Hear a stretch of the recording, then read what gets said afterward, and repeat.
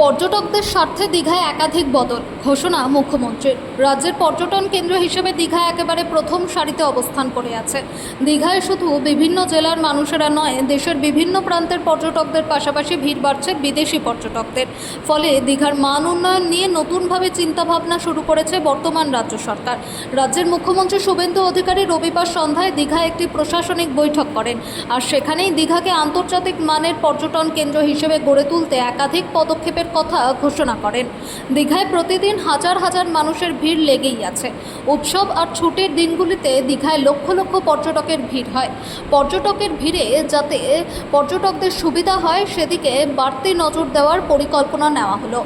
পর্যটকদের নিরাপত্তার স্বার্থে দীঘায় নুলিয়ার সংখ্যা বাড়ানো হবে। বর্তমানে 63 জন নুলিয়া কর্মরত রয়েছে, কিন্তু ওল্ড দীঘা থেকে নিউ দীঘা পর্যন্ত বিস্তীর্ণ সমুদ্র সৈকতে এত কম সংখ্যক নুলিয়া নিয়ে কাজ চালিয়ে যাওয়াটা রীতিমতো চ্যালেঞ্জের।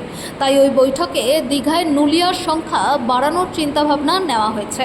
এর পাশাপাশি নুলিয়াদের আর্থিকভাবে স্বাবলম্বী করার উদ্যোগও নেওয়া হবে বলে জানা যায়। দীঘায় পর্যটকদের জন্য আরও একটি সুখবর। দীঘায় আসা পর্যটকদের মূলত মাথাপিছু 10 টাকা করে ট্যাক্স আদায় করত প্রশাসন। জুলাই মাসের শুরু থেকেই ওই ট্যাক্স আর পর্যটকদের দিতে হবে না। এর পাশাপাশি চেন্নাই ও মুম্বাইয়ের মতো মেরিন ড্রাইভ পর্যটকদের কাজে তুলে ধরতে বদ্ধপরিকর বর্তমান রাজ্য সরকার। এ বিষয়ে মুখ্যমন্ত্রী শুভেন্দু অধিকারী জানান, পর্যটকদের মাথাপিছু 10 টাকা করে ট্যাক্স আর দিতে হবে না। জুলাই মাস থেকে এই ট্যাক্স তুলে দেওয়া হলো। দীঘা থেকে শৌলা পর্যন্ত মেরিন ড্রাইভকে ডাবল লেনে উন্নীত করে আরও আকর্ষণীয় করে তোলা হবে। ভবিষ্যতে এই মেরিন ড্রাইভ শৌলা থেকে পেটুয়া পর্যন্ত সম্প্রসারিত করা হবে। পর্যটকেরা চেন্নাই বা মুম্বাইয়ের মতো মেরিন ড্রাইভের অভিজ্ঞতা পাবেন। এর পাশাপাশি দীঘায় আইন শৃঙ্খলা ব্যবস্থার উন্নয়নে 2টি থানায় পুলিশ কর্মী ও আধিকারিকের সংখ্যা বাড়ানো হবে। এতদিন ওই 2টি থানায় খুব কম সংখ্যক পুলিশ কর্মী নিয়ে থানা পরিচালনা করত, যা একটি আন্তর্জাতিক মানের পর্যটন কেন্দ্রের পক্ষে উপযুক্ত নয়।